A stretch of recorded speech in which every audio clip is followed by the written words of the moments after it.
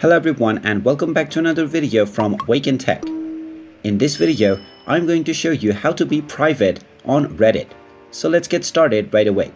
First of all, just open up the Reddit application and then log into your account if you haven't done so already by using your email address and your password or your login credentials.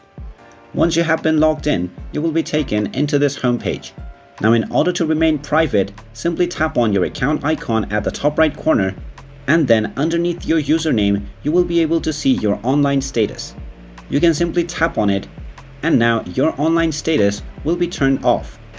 You can also tap on the settings option and then tap on account settings, and from this page, you will be allowed to set up your privacy options for people who can follow or message you.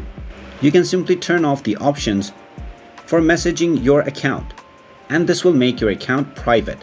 And there you have it. That is how easy it is to make your account private on Reddit. If you find this video helpful, make sure you hit that like button and subscribe to our channel if you haven't done so already. Also ring that notification bell to never miss another update from us. Thank you for watching, and I will see you again in the next video.